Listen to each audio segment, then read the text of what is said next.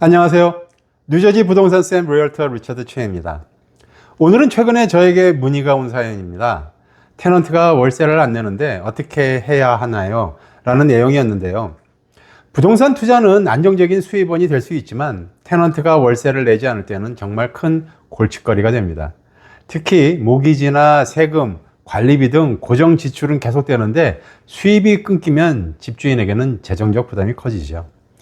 오늘은 제가 직접 경험한 사례와 뉴저지주의 법적 절차를 통해 이런 상황에서 어떻게 대응해야 하는지 알려드리도록 하겠습니다.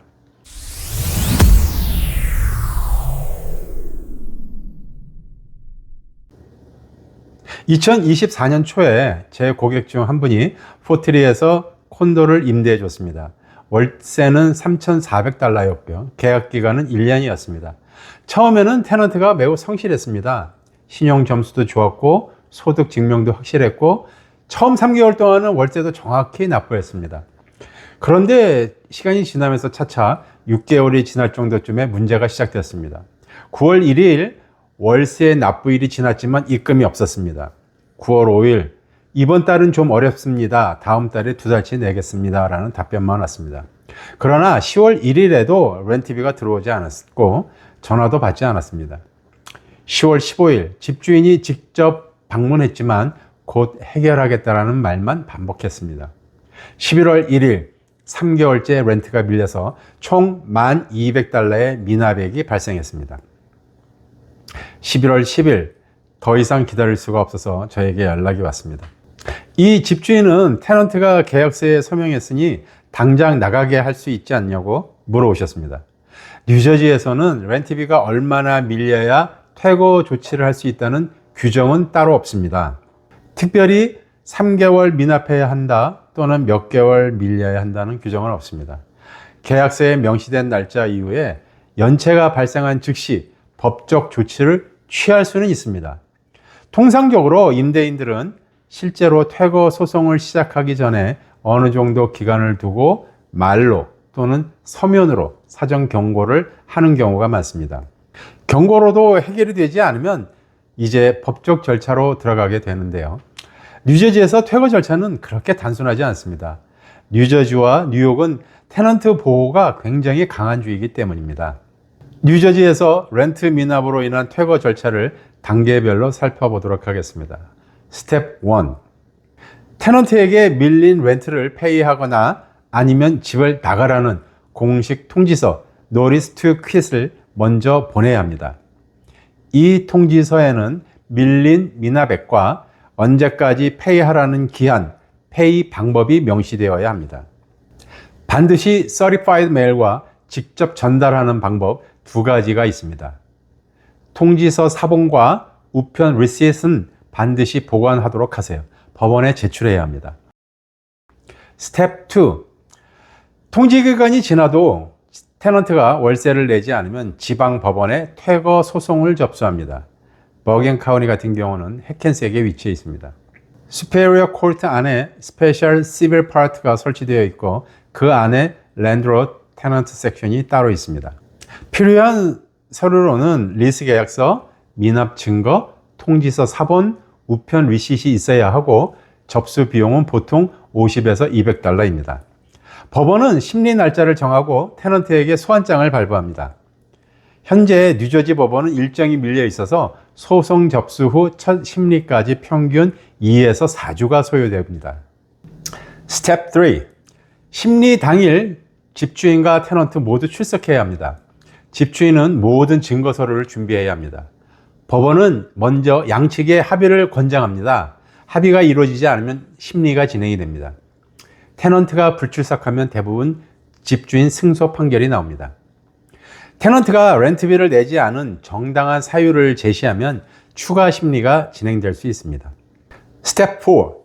집주인이 승소하면 판사는 Judgment for Possession을 발급합니다.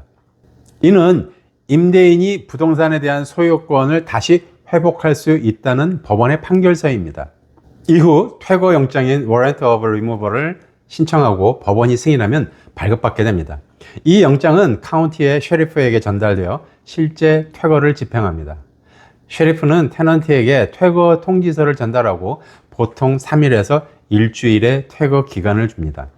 테넌트가 이 기간 내에 퇴거하지 않으면 셰리프가 직접 퇴거를 집행합니다.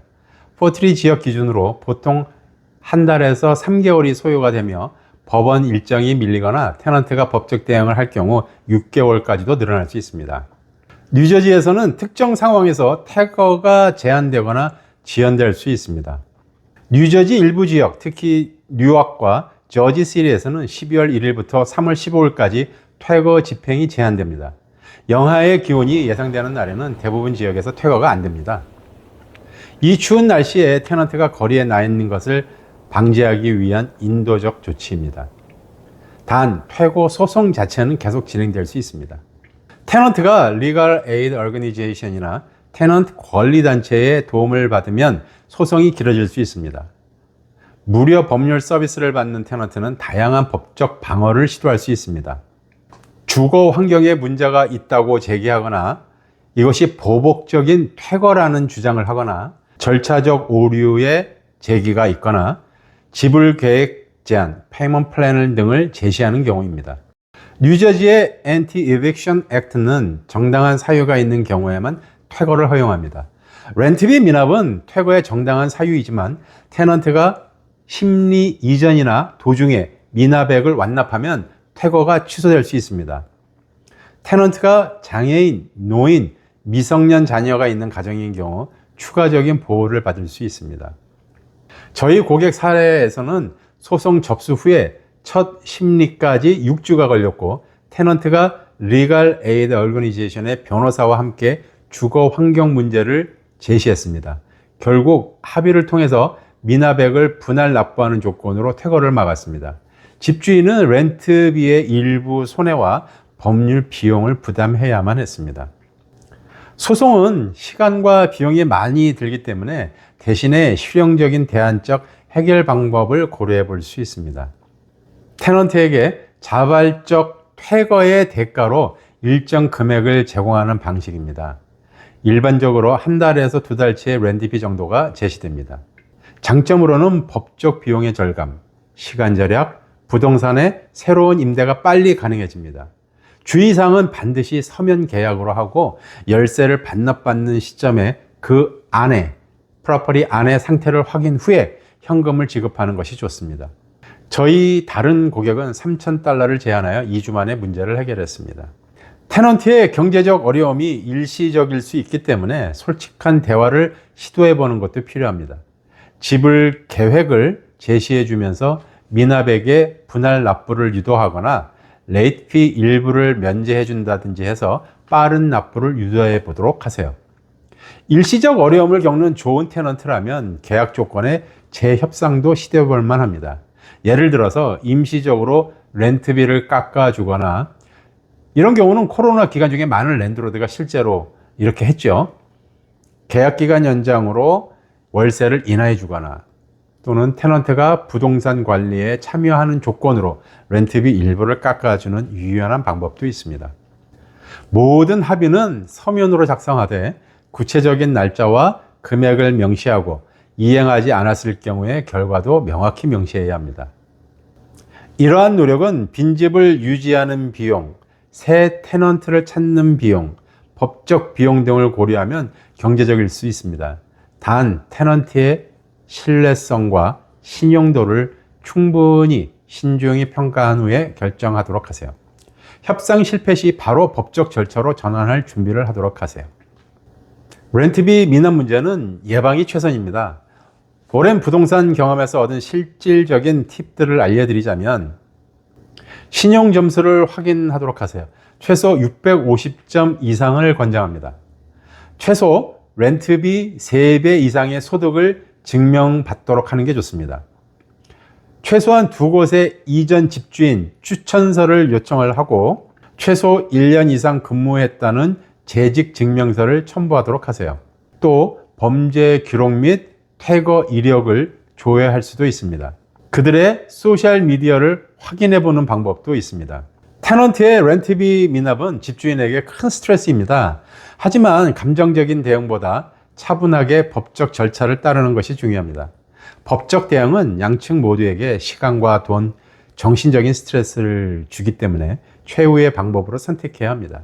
대화로 먼저 해결하는 노력을 하고 테넌트는 본인의 사정을 잘 설명하고 페이먼트 플랜을 제시하고 랜드로드는 감정 상하지 않게 잘 설득하는 노력을 기울여야 합니다.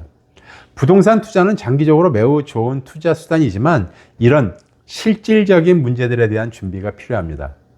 이 영상이 도움이 되셨다면 좋아요, 구독 부탁드립니다. 뉴저지 부동산 쌤이었습니다. 감사합니다.